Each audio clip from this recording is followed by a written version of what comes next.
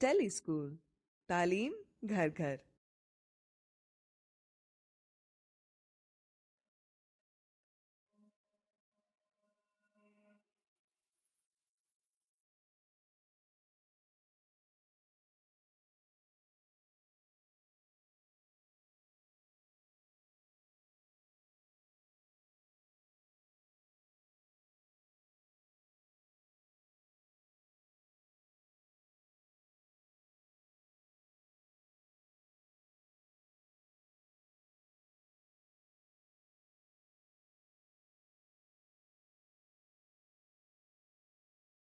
اس video میں آپ جانیں گے کہ بین السالماتی قوتوں یعنی انٹرمولیکولر فورسز سے ہم کیا معنی لیتے ہیں۔ یہ کہ انٹرمولیکولر فورسز کی 3 عام اقسام ہیں اور ان اقسام کے مابین کیا فرق ہے۔ ایک انٹرمولیکولر فورس بنیادی طور پر ہمسائے سالمات یعنی مالیکیولز میں کششی قوت یا اٹریکٹو فورس ہے۔ انٹرمولیکولر فورسز کی 3 عام اقسام ہیں۔ پہلی پرماننٹ ڈائپول ڈائپول فورسز، دوسری ہائیڈروجن بانڈز اور تیسری وانڈر وال فورسز۔ یہ تینوں فورسز شریک گرفتی بند یا کوولنٹ بانڈز اور آئیونک بانڈز کے مقابلے میں بہت کمزور ہوتی ہیں، جو عناصر یعنی ایلیمنٹس اور مرکبات یعنی کمپاؤنڈز میں موجود ایٹموں اور آئنز کو آپس میں جوڑتی ہیں۔ آئیے اب ان تینوں انٹرمولیکولر فورسز کو ایک ایک کر کے دیکھتے ہیں۔ سب سے پہلی پرماننٹ ڈائپول ڈائپول فورسز۔ قطبی سالمہ یا پولر مالیکیول وہ مالیکیول ہوتا ہے جس میں ایک مستقل 2 قطبی سالمہ یعنی پرماننٹ ڈائپول پیدا ہوتا ہے۔ عام طور پر کیونکہ مالیکیول کی مختلف ایٹموں کی مختلف برقی منفیتیں یعنی الیکٹرونیگیٹیوٹیز ہوتی ہیں، یعنی کوولنٹ بانڈ میں وہ کشش جو ایٹم الیکٹرانز کے جوڑوں کے لیے رکھتے ہیں۔ چلیے ہائیڈروجن کلورائڈ کو بطور مثال دیکھتے ہیں۔ ہائیڈروجن کلورائڈ ایک پولر مالیکیول ہے کیونکہ ہائیڈروجن کلورائڈ بانڈ میں الیکٹران کا جوڑا کلورین ایٹم کے زیادہ قریب ہوتا ہے۔ دوسرے الفاظ میں وہ ایک قطب یعنی پولر کی طرف مائل ہوتے ہیں۔ کلورین میں الیکٹرانز کے لیے زیادہ کشش ہوتی ہے کیونکہ اس کی برقی منفیت یعنی الیکٹرونیگیٹیوٹی ہائیڈروجن کے ایٹم کی نسبت زیادہ ہوتی ہے۔ ہم ہائیڈروجن کلورائڈ کے مالیکیول کو H ڈیلٹا پازیٹیو اور Cl ڈیلٹا نیگیٹو سے ظاہر کرتے ہیں۔ چنانچہ ایک مالیکیول کے کلورین ایٹم کے ڈیلٹا نیگیٹو اور اس کے قریبی مالیکیول کے ہائیڈروجن ایٹم کے ڈیلٹا پازیٹیو کے درمیان کشش ہوگی۔ نیچے دیے گئے خاکے میں ہائیڈروجن کلورائڈ کے 2 مالیکیولز کے درمیان موجود مستقل ڈائپول ڈائپول فورس دکھائی گئی ہے، جس کو یہاں پر لال لکیر سے نمایاں کیا گیا ہے۔ انٹرمولیکولر فورسز کی دوسری قسم ہائیڈروجن بانڈ ہے۔ ہائیڈروجن ایٹم اور فلورین، آکسیجن یا نائٹروجن کے ایک ایٹم کے درمیان کوولنٹ بانڈ میں موجود پرماننٹ ڈائپول کافی مضبوط ہوتا ہے، چنانچہ ایک مالیکیول کے قلیل برقیوں والے یعنی electron deficient H delta positive اور دوسرے مالیکیول کے فلورین، آکسیجن یا نائٹروجن ایٹم کے برقیوں کے تنہا جوڑے یعنی لون پیئر آف الیکٹرانز کے درمیان جو کشش ہوتی ہے وہ پہلے بیان کی گئی ہائیڈروجن کلورائڈ کے 2 مالیکیولز کے درمیان پرماننٹ ڈائپول ڈائپول کشش کی نسبت کافی زیادہ مضبوط ہوتی ہے۔ ایک مالیکیول کے الیکٹران ڈیفیشنٹ والے H ڈیلٹا پازیٹیو اور دوسرے مالیکیول کے فلورین، آکسیجن یا نائٹروجن ایٹم کے الیکٹران کے لون پیئر کے درمیان اس خاص قسم کی ڈائپول ڈائپول کشش کو ہائیڈروجن بانڈز کا خاص نام دیا گیا ہے۔ لہٰذا ہائیڈروجن بانڈ وہ کشش ہے جو ایک مالیکیول کے H ڈیلٹا پازیٹیو اور ہمسائے مالیکیول کے فلورین، آکسیجن یا نائٹروجن ایٹم کے لون پیئر کے ڈیلٹا نیگیٹو کے درمیان پائی جاتی ہے۔ اگرچہ ایک ہائیڈروجن بانڈ کی طاقت کوولنٹ بانڈ کی نسبت صرف 5% زیادہ ہوتی ہے، پھر بھی اس کا کمپاؤنڈز کی طبعی خصوصیات یعنی فزیکل پراپرٹیز پر نمایاں اثر پڑتا ہے۔ مثال کے طور پر اگر ہائیڈروجن بانڈز نہ ہوتے تو کمرے کے درجہ حرارت اور دباؤ یعنی روم ٹیمپریچر اور پریشر میں پانی اور الکحل دونوں گیسز ہوتے۔ تیسری قسم وانڈر والز فورسز۔ پہلے اس کے سپیلنگ پر غور کریں۔ وین میں وی چھوٹا ہے اور والز میں علامت حذف یعنی اپاسٹروفی ایس کے بعد آتی ہے۔ وانڈر والز فورسز ساختہ یعنی انڈیوس ڈائپول ڈائپول تعاملات ہیں۔ چلیے دیکھتے ہیں کہ یہ کیسے ظاہر ہوتی ہیں۔ یہ مداروں یا شیلز میں الیکٹران کی نقل و حرکت سے پیدا ہوتی ہے۔ اگر ہم وقت روک کر یہ عمل دیکھ سکتے ہوں تو اس مخصوص وقت پر ایک لمحاتی دو قطبی سالمہ یعنی کہ انسٹنٹینیس ڈائپول موجود ہوگا۔ یہ انڈیوس ڈائپول تعاملات ہیں جو ونڈر والز فورسز کہلاتے ہیں۔ تمام مالیکیولز میں واقع ہوتے ہیں چاہے وہ پولر ہوں یا نہ ہوں، لیکن یہ واحد انٹر مولیکولر فورسز ہیں جو نان پولر مالیکیولز میں پائی جاتی ہیں، جیسے کہ ہیلوجنز اور نوبل گیسز میں۔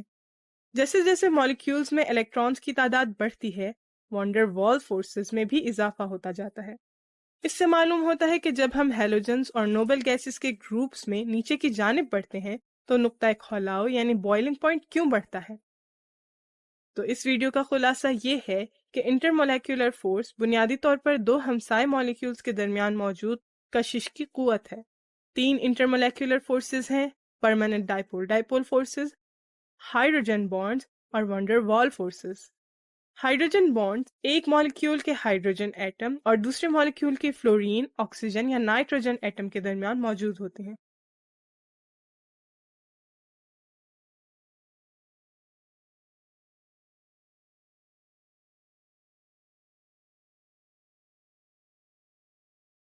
ملتے ہیں ایک چھوٹے سے بریک کے بعد۔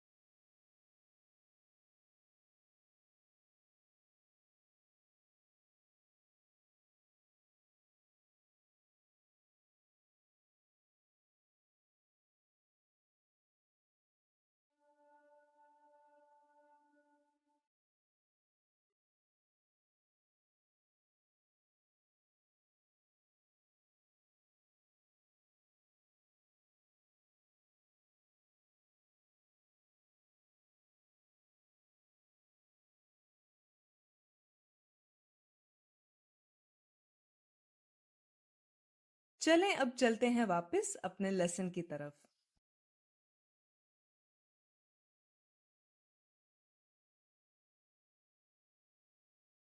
اس ویڈیو میں آپ جانیں گے کہ کون سے عوامل مادے کی حالت بدلنے کا سبب بنتے ہیں۔ آپ یہ بھی دیکھیں گے کہ مادے کیوں تبدیل ہوتے ہیں اور بنیادی ذرے کی سطح پر اس تبدیلی کا کیا مطلب ہے۔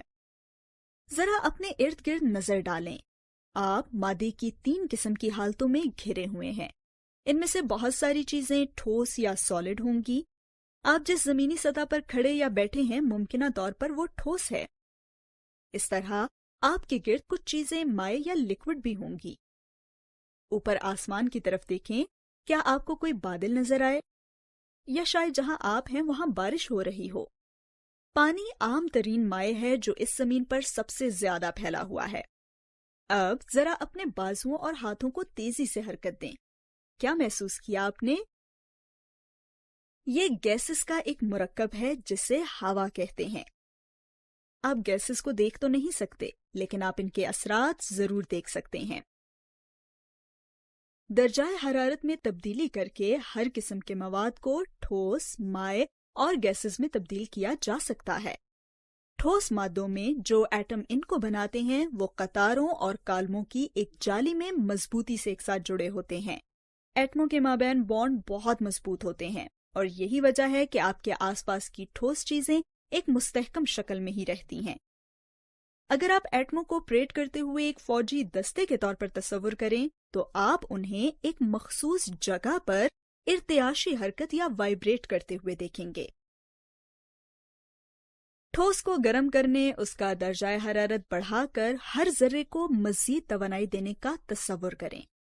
ٹھوس کے ذرات زیادہ سے زیادہ وائبریٹ کریں گے جب تک کہ ان میں جالی دار ساخت سے ٹوٹ کر آزاد ہو جانے کی توانائی نہ آ جائے۔ ایسا ہونے کی صورت میں بانڈ ٹوٹ جاتے ہیں اور ایٹم بہت آسانی سے ادھر ادھر حرکت کرنے لگتے ہیں۔ اس طرح زیادہ توانائی حاصل کر کے مادہ مائع میں تبدیل ہو جائے گا۔ آپ ان ایٹموں کو کسی میلے میں ڈوجنگ کارس کی طرح آزادانہ حرکت کرتے ہوئے تصور کر سکتے ہیں۔ یہ تبدیلی پگھلنا یعنی میلٹنگ کہلاتی ہے۔ اگر آپ ذرات کو مزید گرم کرتے رہیں گے تو وہ مزید توانائی حاصل کر کے اور زیادہ آزادانہ نقل و حرکت کریں گے۔ ایٹم پھیل جائیں گے تو اب ذرات ایک دوسرے سے دور حرکت کرنے کے لیے آزاد ہیں۔ تصور کریں کہ ذرات بہت زیادہ تیز رفتار میں زوں زوں کر رہے ہیں۔ ان کے درمیان بہت زیادہ فاصلہ ہے اور بانڈ اب نہ ہونے کے برابر ہیں۔ اسے ہم عمل تبخیر یعنی کہ ایواپوریشن کہتے ہیں۔ اگر مادے کو ٹھنڈا کیا جائے تو یہ تمام تبدیلیاں جن کے بارے میں آپ نے ابھی تصور کیا ہے پھر جائیں گی۔ جہاں گرم کرنے کی وجہ سے ذرات کے درمیان فاصلہ بڑھتا ہے، ٹھنڈا کرنے پر کم ہو جاتا ہے اور ذرات ایک دوسرے کے قریب آ جاتے ہیں۔ ایک لمحہ لیں اور کھڑکی پر سانس لیں۔ آپ نے کیا دیکھا؟ جو ہوا باہر نکلی وہ گرم اور نامالود ہے۔ جو آپ نے دیکھا یہ عمل تکثیف یعنی کنڈنسیشن ہے، جس میں ٹھنڈے شیشے سے ٹکرانے پر ہوا ٹھنڈی ہو گئی۔ اگر آپ بہت ٹھنڈی جگہ پر پانی کا گلاس رکھیں تو پانی بہت جلد ٹھنڈا ہو جائے گا اور مائع بن جائے گا۔ یہ عمل انجماد یعنی فریزنگ کہلاتا ہے۔ لہٰذا خلاصہ یہ ہے کہ کسی مادے کی طبعی حالت ان ذرات کی توانائی پر انحصار کرتی ہے جن سے مل کر وہ بنتا ہے۔ ان میں جتنی زیادہ توانائی ہوگی، ان کے درمیان بانڈ اتنے ہی چھوٹے ہوں گے اور وہ اتنی ہی زیادہ حرکت کریں گے۔ ہر مادے کا اپنا نقطۂ پگھلاؤ یعنی کہ میلٹنگ پوائنٹ اور نقطۂ ابال یعنی کہ بوائلنگ پوائنٹ ہوتا ہے۔ یہ اہم درجۂ حرارت ہیں جن پر مادے ٹھوس، مائع اور گیس کے درمیان اپنی حالتیں تبدیل کرتے ہیں۔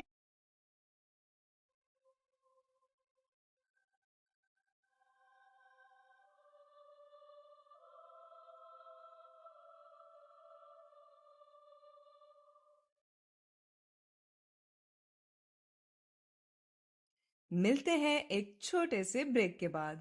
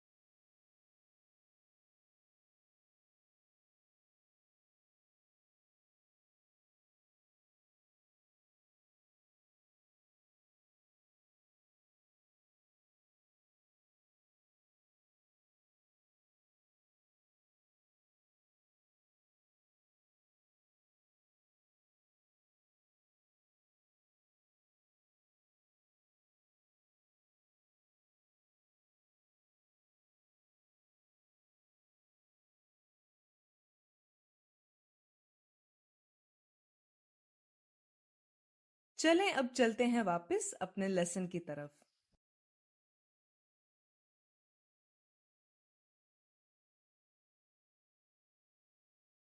اسکول کی ایک پارٹی میں ماریا نے سوڈا کین کھولا۔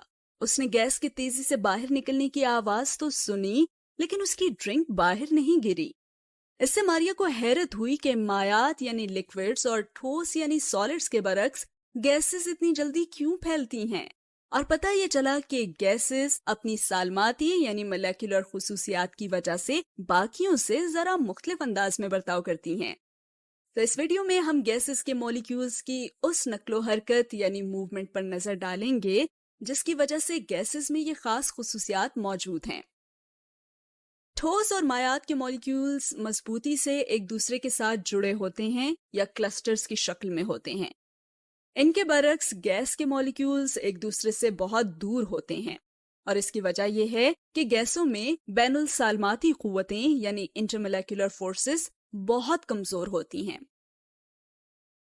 انٹرمولیکولر فورسز کشش کی ایسی فورسز ہیں جو مالیکیولز کے درمیان ہوتی ہیں اور انہیں ایک دوسرے کی طرف کھینچتی ہیں۔ چونکہ گیس کے مالیکیولز ایک دوسرے کی طرف اٹریکٹ نہیں ہوتے، اس لیے وہ آزادانہ طور پر کسی بھی سمت میں حرکت کر سکتے ہیں، اور یہی وجہ ہے کہ جب ماریا نے سوڈا کین کھولا تو کاربن ڈائی آکسائڈ گیس تیزی سے ہوا میں اڑ گئی۔ گیس ایک زیادہ ارتکاز یا کنسنٹریشن والے کین میں موجود تھی، اور جب اسے کھولا گیا تو گیس نے کم کنسنٹریشن والے حصے کی طرف حرکت کی۔ گیس کے مالیکیولز کی زیادہ کنسنٹریشن والے حصے سے کم کنسنٹریشن والے حصے کی طرف حرکت کرنے کے عمل کو انتشار یا ڈیفیوژن کہا جاتا ہے۔ لیکن اگر گیس کے مالیکیولز کے گرد حرکت کرنے کی جگہ اتنی تنگ ہو کہ ایک وقت میں صرف ایک مالیکیول خارج ہو سکے تو کیا ہوگا؟ اس کے نتیجے میں ایفیوژن کا عمل ہوگا۔ ایفیوژن وہ عمل ہے جس میں گیس کے مالیکیولز آپس میں بغیر کسی ٹکراؤ کے ایک کے بعد ایک کسی تنگ جگہ سے خارج ہوتے جاتے ہیں، اور اگر گیس کے خارج ہونے کے لیے کوئی ڈھکن یا سوراخ ہی نہ ہو تو کیا ہوگا؟ ماریا کے کین کھولنے سے پہلے بالکل یہی صورتحال تھی۔ کاربن ڈائی آکسائڈ کے مالیکیولز ایک دوسرے کے ساتھ اور کین کی سطح سے ٹکرا رہے تھے، جس کی وجہ سے دباؤ یا پریشر پیدا ہوا۔ دراصل پریشر ایک ایسی فورس ہے جو مالیکیولز کنٹینر کی سطح پر یونٹ ایریا کے حساب سے لگاتے ہیں، اور پریشر کو پاسکلز میں ماپا جاتا ہے۔ بالکل اسی طرح فضائی دباؤ یعنی ایٹماسفیرک پریشر وہ پریشر ہوتا ہے جو ہوا کے مالیکیولز زمین کی سطح اور اس میں موجود ہر چیز پر لگاتے ہیں۔ ہم یہ تو جانتے ہیں کہ گیس کے مالیکیولز کے درمیان کافی فاصلہ ہوتا ہے، تو اگر ہم گیس پر پریشر ڈالیں تو کیا ہوگا؟ ہوگا یہ کہ پریشر کی وجہ سے گیس کے مالیکیولز ایک دوسرے کے قریب آ جائیں گے، اور گیس نے جتنی جگہ گھیری ہوئی تھی وہ کم ہو جائے گی۔ نتیجے میں گیس کا حجم یعنی والیوم کم ہو جاتا ہے، اور پریشر کی وجہ سے گیسز کا والیوم کم ہو جانے کا عمل کمپریسیبلٹی کہلاتا ہے۔ ہم جانتے ہیں کہ پریشر بڑھانے یا کم کرنے سے گیسیں دب جاتی ہیں یا پھیل جاتی ہیں، تو کیا درجہ حرارت تبدیل کرنے سے بھی یہی ہوتا ہے؟ جی ہاں، بالکل۔ جب کسی گیس کے درجہ حرارت میں اضافہ ہوتا ہے تو اس کے مالیکیولز ایک دوسرے سے مزید دور ہو جاتے ہیں، اور نتیجتاً گیسوں کی کثافت یعنی ڈینسٹی ایک جیسی نہیں رہتی، کیونکہ ان کے والیوم میں تبدیلی آ جاتی ہے۔ کسی بھی مادے کا میس فی یونٹ حجم یعنی mass per unit volume density کہلاتا ہے، اور کسی بھی جگہ میں بند گیس کے مالیکیولز کی مقدار ڈینسٹی کہلاتی ہے۔ اگر ایک چھوٹی سی جگہ میں گیس کے مالیکیولز کی بہت بڑی مقدار موجود ہو تو اس کی ڈینسٹی زیادہ سمجھی جاتی ہے، اور اگر اتنی ہی جگہ میں کم مالیکیولز ہوں تو اس کی ڈینسٹی کم سمجھی جاتی ہے۔ اگر پریشر اور درجہ حرارت میں تبدیلی کی جائے تو گیسوں کی ڈینسٹی بھی بدل جاتی ہے۔ آئیے ہم گیسوں کی مختلف خصوصیات کا جائزہ لیں جن کے بارے میں ہم نے ابھی بات کی۔ سب سے پہلے ڈیفیوژن۔ گیس کے مالیکیول زیادہ کنسنٹریشن والے حصے سے کم کنسنٹریشن والے حصے کی طرف حرکت کرتے ہیں یا ڈیفیوز کرتے ہیں۔ ایفیوژن۔ اگر وہ جگہ جس کے ذریعے مالیکیولز خارج ہوں گے اتنی تنگ ہو کہ ایک وقت میں صرف ایک ہی مالیکیول نکل سکتا ہے تو گیسیں ایفیوز ہوں گی۔ پریشر۔ جب گیس کے مالیکیولز ایک دوسرے کے ساتھ اور ان کے کنٹینر کی دیواروں سے ٹکراتے ہیں تو وہ پریشر لاگو کرتے ہیں۔ کمپریسیبلٹی۔ گیسیں دبنے والی اور موبائل ہوتی ہیں کیونکہ ان میں موجود انٹرمولیکولر فورسز کمزور ہوتی ہیں۔ اور آخر میں ڈینسٹی۔ گیسوں کا حجم یا والیوم اور ڈینسٹی درجہ حرارت اور پریشر میں تبدیلی کے ساتھ تبدیل ہوتا ہے۔